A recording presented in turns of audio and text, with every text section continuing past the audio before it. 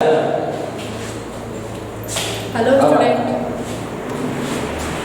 Student, आज हम लोग पढ़ेंगे numerical solution of simultaneous equation. पिछले लेक्चर में हम लोग 5.1 कवर कर चुके हैं, numerical solution of algebraic equation. इसमें आज हम लोग कवर करेंगे numerical solution of simultaneous equation. पिछले में कौन कौन से मेथड पढ़ चुके हैं? अलजेब्रिक इक्वेशन में 3 मेथड हम लोग ऑलरेडी कवर कर चुके हैं, bisection method, regular-falsies method and Newton-Raphson method. इसमें आपका पढ़ने का है जो numerical solution of simultaneous equation है, इसका जो पढ़ने का है, इसमें 3 मेथड आपको पढ़ना है। इसमें भी 3 मेथड हम लोग उसमें पढ़ चुके हैं अलजेब्रिक इक्वेशन में। और ये क्या है? साइमल्टेनियस लीनियर इक्वेशन में साइमल्टेनियस इक्वेशन। इसमें फर्स्ट है गॉस एलिमिनेशन इक्वेशन, पहला। दूसरा क्या है? Gauss elimination equation method. और सेकंड में इटरेटिव मेथड है, उसमें 2 पढ़ने का है, Gauss Seidel method and Gauss Jacobi method. ठीक है, आज हम लोग फर्स्ट पढ़ेंगे गॉस एलिमिनेशन मेथड। ठीक है, पहला पढ़ने जा रहे हैं इक्वेशन में, इसको मेथड कर लीजिए, गॉस एलिमिनेशन मेथड। आज हम लोग इसके बारे में पढ़ेंगे, ये मेथड के बारे में जानेंगे, गॉस एलिमिनेशन मेथड कैसे सॉल्व होता है, कैसे इसके माध्यम से हम लोग प्रॉब्लम को सॉल्व करते हैं, वो आज हम लोग देखेंगे। तो आइए चलते हैं, इसको स्टार्ट करते हैं।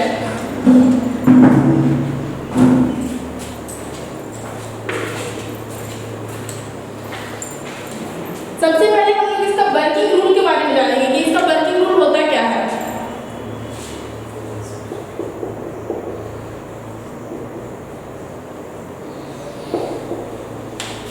ये क्या है? गॉस एलिमिनेशन मेथड है, वो क्या देता है आपको? एग्जैक्ट सॉल्यूशन देता है। Gauss elimination method exact solution देगा, कोई भी इक्वेशन का जब सॉल्यूशन निकालेंगे तो वो एग्जैक्ट देगा। ठीक है, और जो सेडल और जैकोबी मेथड है वो क्या है? अप्रोक्सीमेट सॉल्यूशन देता है। चलिए इसका वर्किंग रूल देखते हैं। First number, consider the system of equation. क्या दिया हुआ है? कोई सिस्टम ऑफ इक्वेशन दिया हुआ है, a1x plus b1y plus c1z is equal to d1, a2x plus b2y plus c2z is equal to d2, a3x plus b3y plus c3z is equal to d3। ये क्या दिया हुआ है? System of equation. That is, इसको matrix के form में लिखेंगे, ax is equal to b। जब हम मैट्रिक्स के फॉर्म में इसको लिखेंगे तो कैसे लिखेंगे? a1 b1 c1 a2 b2 c2 a3 b3 and c3 into क्या हो जाएगा? x y z is equal to d1 d2 d3। इसको हम लोग ऐसे मैट्रिक्स फॉर्म में इस फॉर्म में लिख लेंगे। ठीक है, जो इक्वेशन दिया रहेगा साइमल्टेनियस इक्वेशन, उसको हम लोग किस फॉर्म में लिखेंगे? मैट्रिक्स के फॉर्म में, ax is equal to b, इस फॉर्म में लिखेंगे इसको। ठीक है, हाँ, यहाँ पे एक बात और ध्यान दीजिएगा, ये इक्वेशन जो दिया हुआ है फर्स्ट सेकेंड थर्ड, 3 इक्वेशन यहाँ पे है, फर्स्ट सेकेंड एंड थर्ड। ये 3 इक्वेशन आप लोग अपने अकॉर्डिंग लिख सकते हैं। ऐसा कोई जरूरी नहीं है कि फर्स्ट इक्वेशन को फर्स्ट रो में लिखेंगे, सेकेंड को सेकेंड और थर्ड को थर्ड रो में, ऐसा कोई जरूरी नहीं है। ठीक है, you can change your row your convenient, अपने सुविधा के अनुसार आप इसको लिख सकते हैं। ठीक है, पहला को सेकेंड वाले को फर्स्ट में लिख सकते हैं, थर्ड वाले को सेकेंड में, you can change your convenient according to you. ठीक है, फिर सेकेंड स्टेप में क्या करेंगे? ऑगमेंटेड मैट्रिक्स फाइंड करेंगे। Find augmented matrix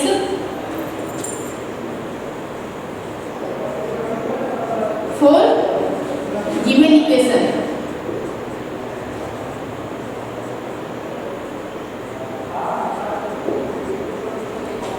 find augmented matrix for given equation.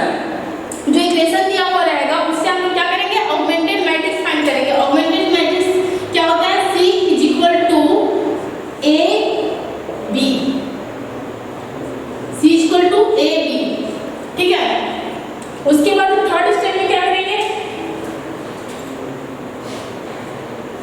क्या करेंगे, ट्रांसफॉर्म करेंगे इसको किस फॉर्म में, अपर ट्रायंगुलर फॉर्म और एसएलएन फॉर्म के फॉर्म में हम इसको क्या करेंगे, ट्रांसफॉर्म करेंगे।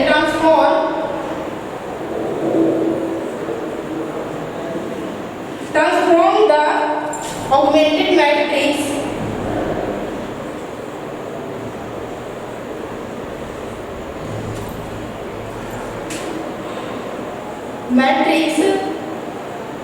C into क्या, upper triangular form, upper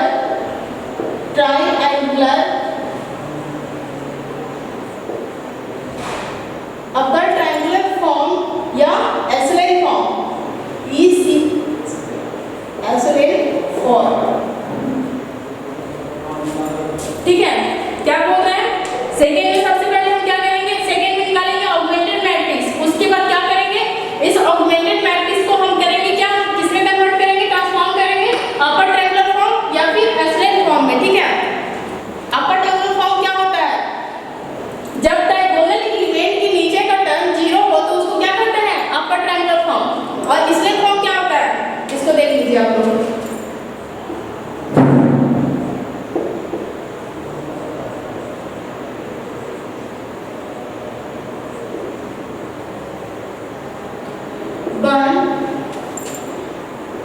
D1 dash C1 dash and D1 dash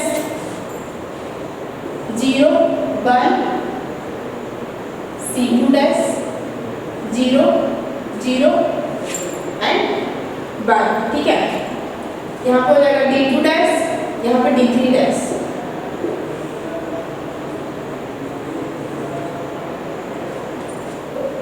देखिए एसएलएन फॉर्म क्या होता है, क्या बोल रहे हैं, एसएलएन फॉर्म यहाँ पे डायगोनल एलिमेंट किसको कहते हैं, सबको पता होगा 1 1 1, जब ये तीनों 1 1 आता है तो उसको क्या कहते हैं, डायगोनल एलिमेंट बोलते हैं। उसके नीचे वाला टर्म जब 0 हो जाए तो वो क्या कहलाता है, अपर ट्रायंगुलर फॉर्म। और एसएलएन फॉर्म क्या कहलाएगा, डायगोनल एलिमेंट होना चाहिए, उसके नीचे में क्या होना चाहिए, 0 टर्म। ठीक है, और उसमें ऊपर वाला टर्म कुछ भी कोई मैटर नहीं करता है। और ट्रायंगुलर जो फॉर्म है उसमें क्या बोल रहा है, ये 0 से ये जो एलिमेंट है डायगोनल एलिमेंट है, इसके नीचे का टर्म ओनली 0 होना चाहिए। ये 1 1 जो है 2 3 कुछ भी हो, कोई फर्क नहीं पड़ता, ऊपर का एलिमेंट कुछ भी हो। ठीक है, नीचे का सिर्फ 0 होना चाहिए। और एसएलएन फॉर्म बोल रहा है डायगोनल एलिमेंट के साथ में क्या होना चाहिए, प्लस में डायगोनल एलिमेंट भी होना चाहिए और नीचे का टर्म उसका 0 भी होना चाहिए। क्लियर, तो ये होता है एसएलएन फॉर्म। इसको क्या करेंगे, ट्रांसफॉर्म करेंगे, transform of the augmented matrix C into upper triangular form और एसएलएन फॉर्म। ठीक है, एसएलएन फॉर्म में इसको क्या करेंगे, कन्वर्ट करेंगे। उसके बाद क्या करेंगे, फाइंड फोर्थ वाली फाइंड इक्वेशन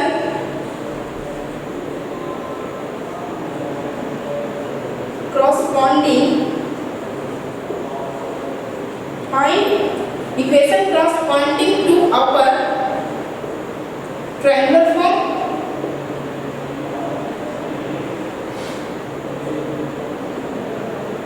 या एसएलएन फॉर्म। ठीक है, या echelon form.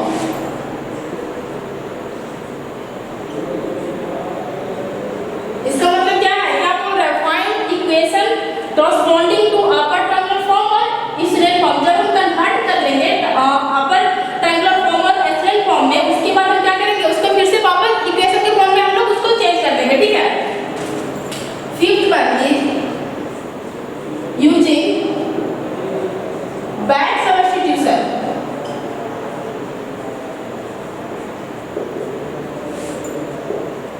Using back substitution, find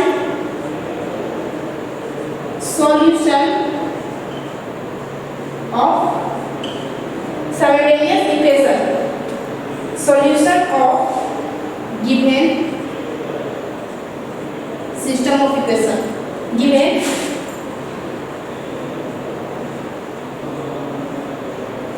system of equation. जब हम लोग उसको फाइंड करेंगे, जब हम लोग इसको ट्रांसफॉर्म करेंगे ट्रायंगुलर फॉर्म या फिर SLN form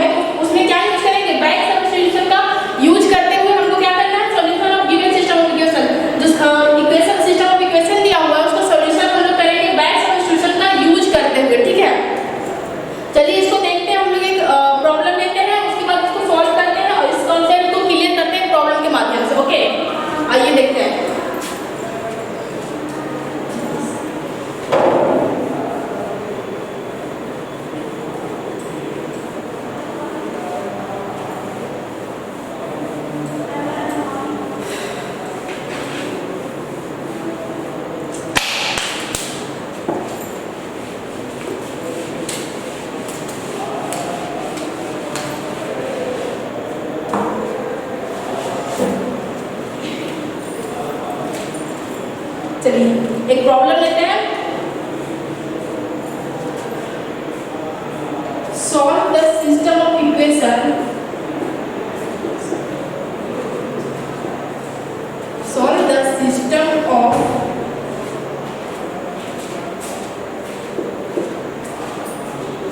equation by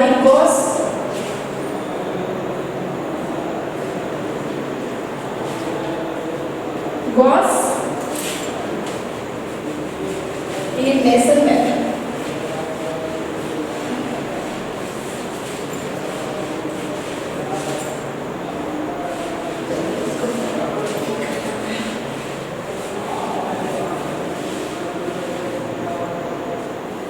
Gauss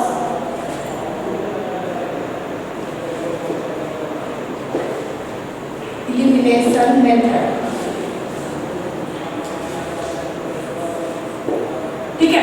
Gauss elimination method का यूज करते हुए हमको क्या करना है, इस नंबर ऑफ सिस्टम जो दिया हुआ सिस्टम ऑफ इक्वेशन उसको सॉल्व करना है।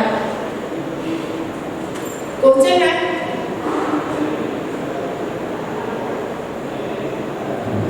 Two x minus Y,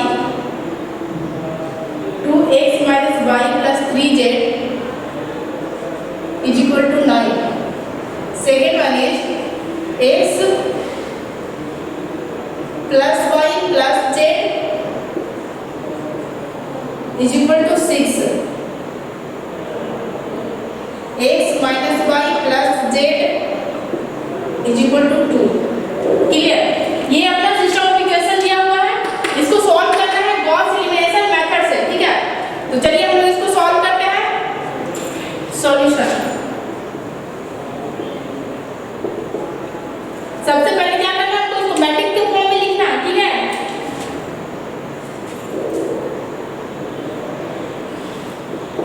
the given system of equation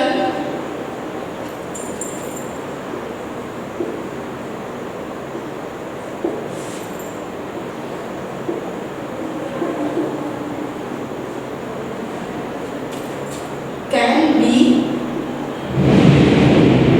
written as, इसको हम लोग लिख सकते हैं ऐसे मैट्रिक्स के फॉर्म में। ax is equal to b लिखना था, सबसे पहले ये स्टेप था, क्या करना था, इसको मैट्रिक्स के फॉर्म में लिखना था। आइए लिखते हैं इसको, कैसे लिखेंगे। यहाँ पे अब 1 जिसका कोएफिशिएंट 1 है, जिस इक्वेशन का कोएफिशिएंट 1 हो, सबसे पहले उसको क्या कीजिए, सबसे ऊपर में लिखिए, ताकि हमको क्या मिले, इजीली मिल जाएगा, जो सॉल्यूशन है वो इजीली हो जाएगा। ऐसे कोई दिक्कत नहीं है, जिसमें अगर जिस इक्वेशन में 1 नहीं दिया हो तो आप लोग कोई दिक्कत नहीं है, उसको वैसे ही बनाए। अगर जिसमें दिया हुआ हो तो उसके लिए बोल रहे हैं ऑप्शन है कि उसमें क्या कीजिए, 1 जिसका कोएफिशिएंट है उसको ऊपर लिखिए, ठीक है। इससे आपको क्या होगा, थोड़ा हेल्प मिलेगा आगे सॉल्यूशन में। तो चलिए हम क्या करते हैं, इसको सेकंड वाले को लिखते हैं ऊपर, ठीक है। इसका कोएफिशिएंट क्या है, 1 1 1। First equation, second equation and third one equation, ठीक है। 3 इक्वेशन है। पहला को लिखिए 1, x का कोएफिशिएंट क्या है, 1 है, y का कोएफिशिएंट क्या है, 1 है, z का 1 है और 6। थर्ड वाले को देखिए 1 माइनस 1, y का कोएफिशिएंट -1, z का कोएफिशिएंट 1। उस तरीके से फर्स्ट वाले को लिखेंगे। इसके बाद x का कोएफिशिएंट क्या है, 2, y का क्या है, -1 और z का क्या है, 3। x y z is equal to क्या हो जाएगा, पहले किसको लिखे थे, ध्यान रखिएगा, सेकेंड को लिखे पहले, उसके बाद थर्ड लिखे। तो सेकेंड का पहले लिखा है टेबल 6 2 देन 9। क्लियर? अब हम लोग इसको क्या लिखेंगे, इक्वेशन को लिख लेंगे क्या, मैट्रिक्स के फॉर्म में। अब क्या करना है, ऑगमेंटेड मैट्रिक्स हमको बनाना है, ठीक है। सेकेंड स्टेप क्या था, ऑगमेंटेड मैट्रिक्स। इसको यहाँ पे देखते हैं, नीचे कवर हो रहा है क्या, हो रहा है। चलिए ठीक है, इसको क्या करते हैं, ऑगमेंटेड मैट्रिक्स लिखते हैं, न्यू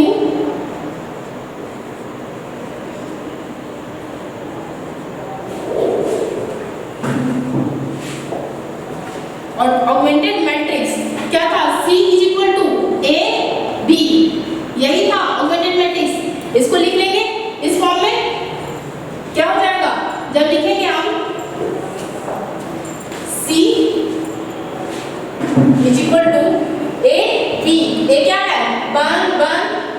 1 1 माइनस 1 1 2 माइनस 1 3 बी इसी के साथ दिखाएगा। बी क्या है यहाँ पे 6 2 9।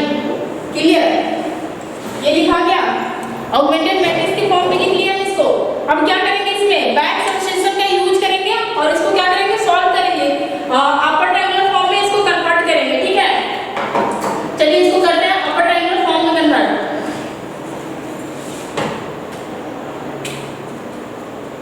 सबसे पहले इसमें क्या करेंगे, apply operation.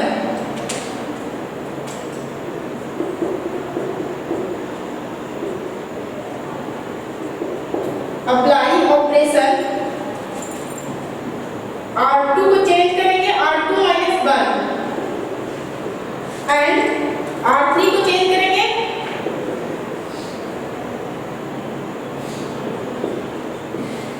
R3 minus 2 into R1।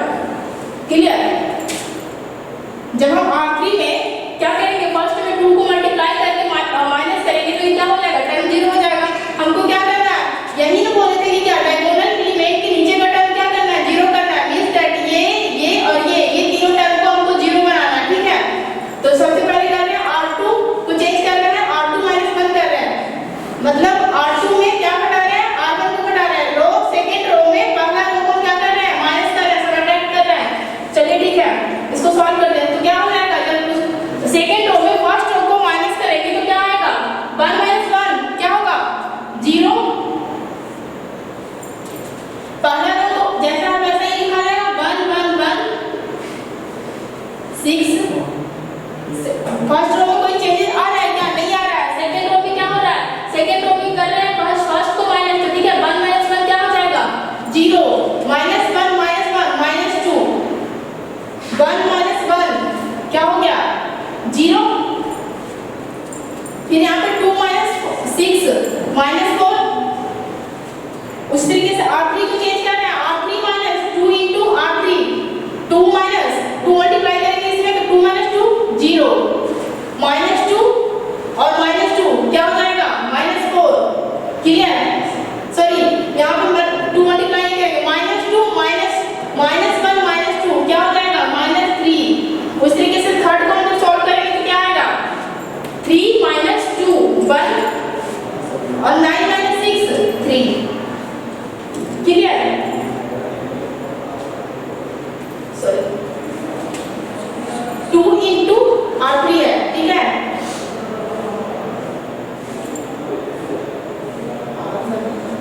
तो ये क्या आ जाएगा 3 आ जाएगा, -3 होगा यहाँ पे।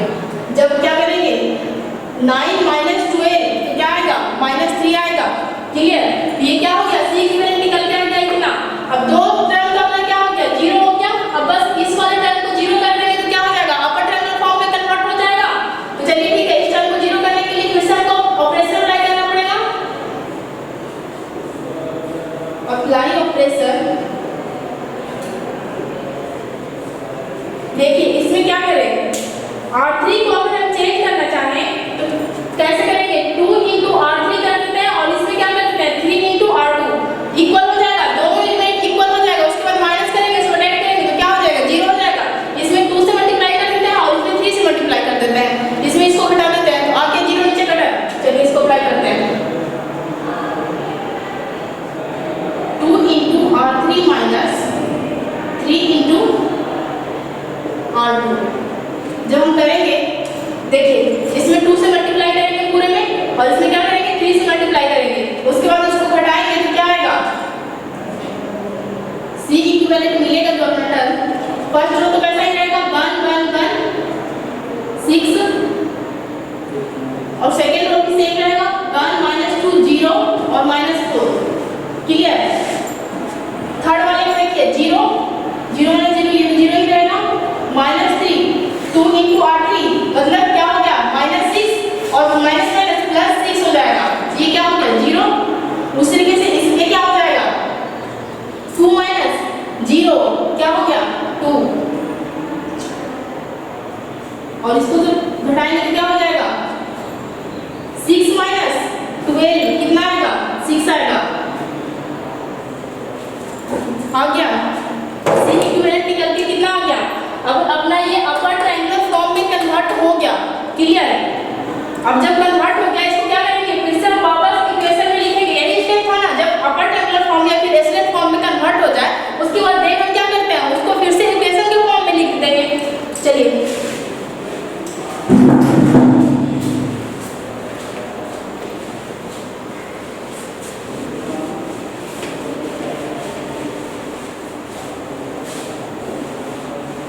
फिर से हम इसको इक्वेशन के फॉर्म में लिखेंगे तो कैसे लिखाएगा,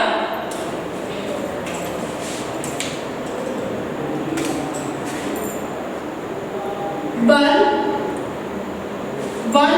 है तो इस इक्वेशन फॉर्म में लिखते हैं तो क्या हो जाएगा, 1 इंटू एक्स मीन्स एक्स, फिर प्लस ए प्लस वाई, फिर plus c sorry z is equal to 6। इसको हम इक्वेशन के फॉर्म में लिखें, x plus y plus z हो जाएगा इज इक्वल टू 6 हो गया, क्लियर। सेकेंड रो को लिखते हैं तो क्या होगा, ओनली क्या है y वाला टर्म है, -2y is equal to -4। Third वाले रो में ओनली z बचा हुआ है, 2z is equal to 6, clear. यहाँ से हम क्या निकाल लेंगे, z इज इक्वल टू क्या आ जाएगा, y इज इक्वल टू क्या होगा, माइनस माइनस का 2 से क्या हो गया, 2 cancel, y is equal to 2 आ गया।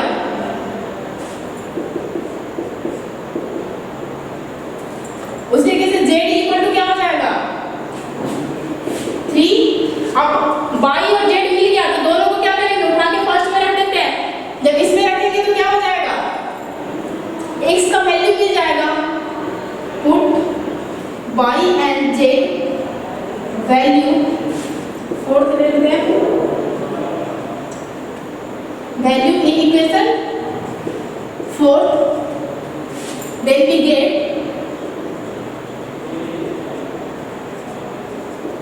x इज इक्वल टू क्या है यहाँ वैल्यू, जब इसको रखते हैं 2 और 3 को यहाँ पे रखेंगे तो क्या हो गया, 5 और 5 इधर चला जाएगा तो 6 minus 5, x is equal to क्या आ गया, 1। यहाँ से जो सॉल्यूशन मिला 1 2 3, ये अपना क्या निकल गया है, इसका solution x is equal to 1, y is equal to 2 और z इक्वल टू क्या 3। इसको आप लोग क्रॉस चेक भी कर सकते हैं, ये सही निकल के आया है कि गलत, इसको आप लोग क्रॉस चेक कर सकते हैं। क्या करेंगे, x y z तीनों का वैल्यू क्या करेंगे, इक्वेशन में रखेंगे, अगर इतना इक्वल टू कितना आ गया बराबर तो क्या हो गया, अपना सही निकल के आया है। तो चलिए इसको इसमें वेरीफाई कर लेते हैं, x इज इक्वल टू 1 रखेंगे, y इज इक्वल टू 2 रखेंगे और z इज इक्वल टू 3, कितना हो गया, तीनों को ऐड करेंगे तो 6 इज इक्वल टू 6 आ रहा है, वेरीफाई कर गया। थर्ड वाले को देखते हैं, x is equal to 1, y is equal to 2 और z इज इक्वल टू 3, क्या होगा 3, 4 माइनस 2 कितना हो गया 2, ये इसको भी वेरीफाई कर गया। फर्स्ट वाले को इस तरीके से चेक करेंगे, x इज इक्वल टू 1 रखेंगे तो क्या हो गया 2 माइनस 2 और यहाँ पे हो जाएगा 3 2 3 9, जब इसको मल्टीप्लाई करें 9 इंटू 2 3 तो जब करेंगे तो क्या आएगा, इसको चेक कर लेते हैं, 2 into 1 2 minus y is equal to 2 minus 2 plus 3 into क्या हो जाएगा 3 मीन्स 9 इज इक्वल टू 9 आ गया। इसको भी क्या हो गया, वेरीफाई कर गया, मतलब कि जो सॉल्यूशन निकल गया है वो क्या है, एकदम राइट है। एक और क्वेश्चन देख लेते हैं, चलिए सेकेंड एक प्रॉब्लम देखते हैं इसका, ताकि आप लोगों को अच्छे से ये कॉन्सेप्ट, ये मेथड जो है गॉस एलिमिनेशन मेथड वो अच्छे से क्या हो जाए, क्लियर हो जाए, इसलिए हम सेकेंड प्रॉब्लम उठा रहे हैं। ओके, इसको लगाते हैं, लगाने चालू करते हैं, कैसे करते हैं, चलिए ठीक है। सॉल्यूशन सबसे पहले क्या करेंगे, मैट्रिक्स को क्या करेंगे, कन्वर्ट करेंगे। Okay, the given system of equation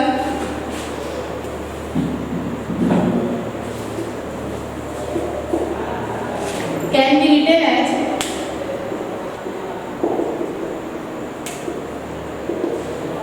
इसको लिख सकते हैं हम लोग मैट्रिक्स के फॉर्म में, ax is equal to b के फॉर्म में, तो क्या हो जाएगा, फर्स्ट का कोफिशिएंट 1, सेकंड का 4, थर्ड का -1 एंड सेकंड का क्या हो जाएगा 1 1 -6, उस तरीके से थर्ड हो जाएगा 3 -1 -1, y and z is equal to -5, -12 and 4। Clear है? लिनियर मैट्रिक्स फॉर्म में। अब इसको हम क्या करेंगे, ऑगमेंटेड मैट्रिक्स में कन्वर्ट करेंगे। न्यू ऑगमेंटेड मैट्रिक्स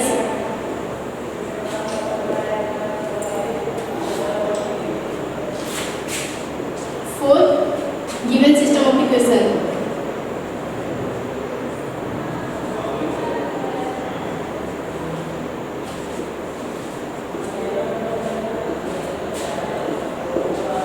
क्या हो जाएगा, C is equal to A into B, C is equal to A and B।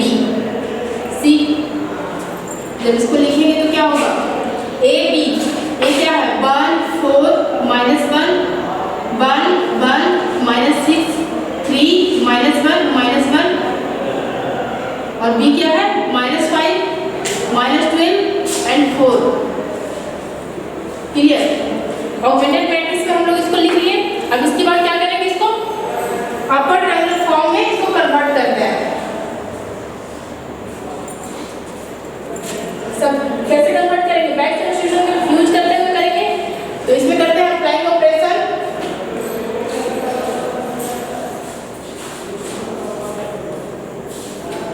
First operation इसमें अप्लाई करेंगे वो हम लोग करेंगे R2 को चेंज करेंगे। ठीक है, इसको 0 बनाना है, इसको 0 और इसको 0। R2 को अगर R1 पे माइनस कर देते हैं, R2 माइनस R1 तो क्या हो जाएगा, ये तो 0 हो जाएगा कंप्लीटली। ओके, क्या करेंगे, सबसे पहले तो करेंगे R2 माइनस R1, R2 को चेंज करेंगे, बोल रहे हैं R2 माइनस R1 करने को। एंड थर्ड वाले रो को चेंज करेंगे, R3 को चेंज करते हैं, इसमें 2 से मल्टीप्लाई करेंगे तो क्या हो जाएगा, सॉरी 3 से मल्टीप्लाई करेंगे तो ये क्या हो जाएगा, 3 माइनस 3 0 हो जाएगा। तो R3 minus 3 into R1। Clear? R3 को हम चेंज करेंगे, R3 minus 3 into R1। Clear? चलिए इसको जब हम चेंज करेंगे, माइनस करेंगे तो क्या होगा, C इक्विवेलेंट जो निकल के आएगा matrix R2 minus R3 1 minus 1, first तो वैसे ही लिखा जाएगा 1 4 माइनस 1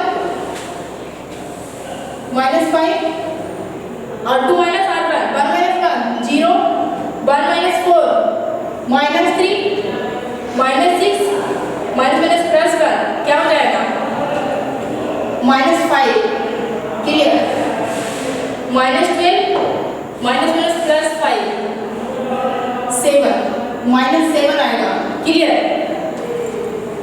उस तरीके से R3 को जब चेंज करेंगे, R3 minus 3 into R1, 3 minus 3 0 -3 और 3 इंटू 4 12 क्या हो जाएगा -1 और -12 -30 -1 और यहाँ से होगा -3 प्लस 3 हो जाएगा।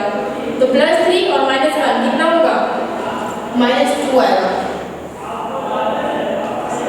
2 आएगा, पॉजिटिव आएगा, नेगेटिव नहीं आएगा क्योंकि क्या है 3 का पॉजिटिव बड़ा है।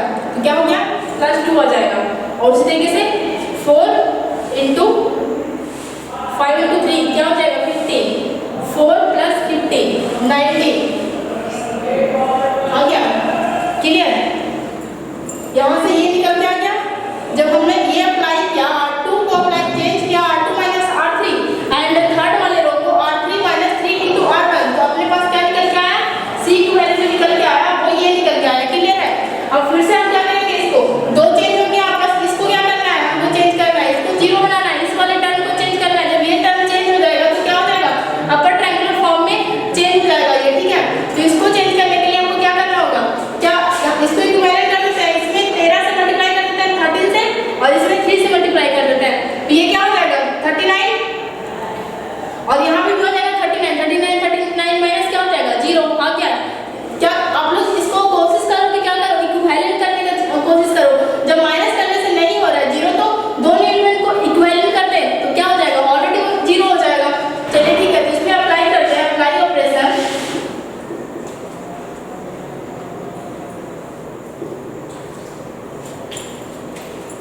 R3 को चेंज करते हैं 3 into R3 minus 30 into R2।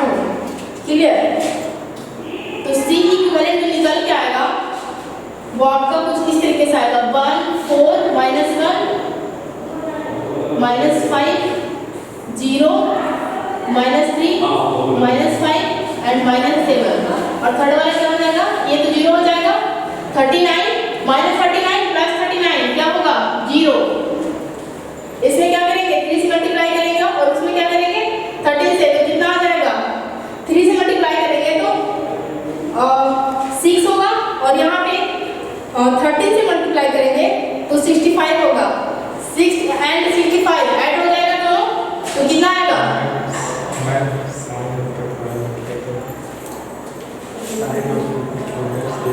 Okay ठीक है।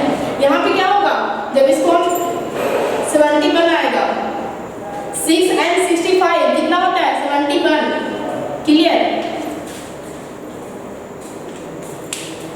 एंड यहाँ पे कितना आएगा? इसमें होगा 3 से मल्टीप्लाई और इसमें हो जाएगा 13 से मल्टीप्लाई। जब इसको आप लोग लिखिएगा तो आएगा 148। C इक्विवेलेंट निकल के आ गया। जब हमने सेकंड क्या किया? R3 को चेंज किया 3 into R3 minus 30 into R2। तो अपना जो C इक्विवेलेंट निकल के आया वो ये कुछ इस तरीके से आ गया। ठीक है? अब इसको फिर से हम वापस क्या करेंगे? इक्वेशन में लिखेंगे। चलिए ठीक है, इसको लिख लेते हैं।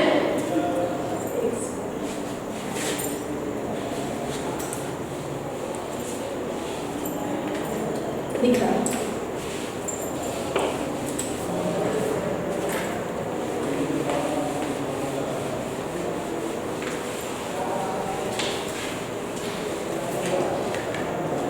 इस इक्वेशन को हम लोग फिर से वापस लिखेंगे। इक्वेशन में each can be written as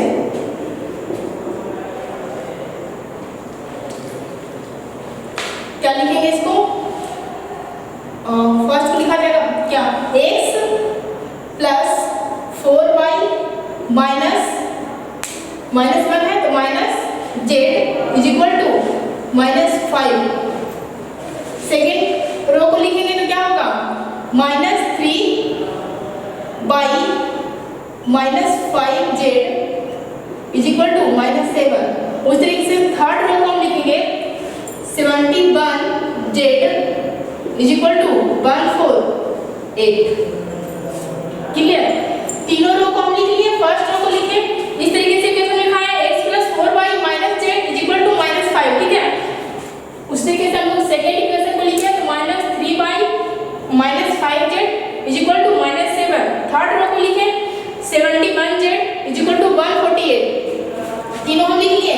अब क्या करेंगे? तीनों first equation, second equation and third equation तीनों को इक्वेशन में फिर से कन्वर्ट करेंगे वापस। जब हमने ट्रायंगुलर फॉर्म में निकाला है, अपर ट्रायंगुलर फॉर्म में कन्वर्ट करने के बाद फिर से इसको वापस क्या करना है? इक्वेशन में कन्वर्ट कर देना है। इक्वेशन में कन्वर्ट कर दिए। अब यहाँ से हम x y z तीनों को क्या करेंगे? वैल्यू निकाल लेंगे। यहाँ से देखिए z का वैल्यू यहाँ से क्या आ रहा है? जब हम सॉल्व कर रहे हैं फ्रॉम इक्वेशन थर्ड, जब थर्ड इक्वेशन को हम सॉल्व करते हैं तो हम क्या पाते हैं? z is equal to 148 by 71 first value and second one by, जब हम z का वैल्यू इसमें रखते हैं इक्वेशन सेकेंड में रखेंगे तो यहाँ से मिलेगा from equation second z is equal to आ जाएगा। यहाँ से जब z रखते हैं तो -3 बाई माइनस इसको उधर लेके चले जाते हैं। ठीक है? 3 by z -3 by is equal to ये उधर जाके क्या हो जाएगा? पॉजिटिव हो जाएगा। तो 5 इंटू z क्या है? 148 डिवाइडेड बाई 71। क्लियर? -7। जब हम इसको सॉल्व करेंगे इधर आ जाएगा 3 डिवाइडेड बाई, तो सॉल्व करने पे जब आएगा y इज इक्वल टू वो होगा -81 बाई 71 -81 बाई 71। ये क्या निकल के आ गया? y का वैल्यू निकल के आ गया। अब इसी तरीके से हम z किससे निकालेंगे? इक्वेशन फर्स्ट से। फ्रॉम इक्वेशन फर्स्ट जब हम y और z दोनों को वैल्यू जब हम इक्वेशन फर्स्ट में रखते हैं तो यहाँ से हमको क्या मिलेगा? x का वैल्यू निकलेगा। इसको जब सॉल्व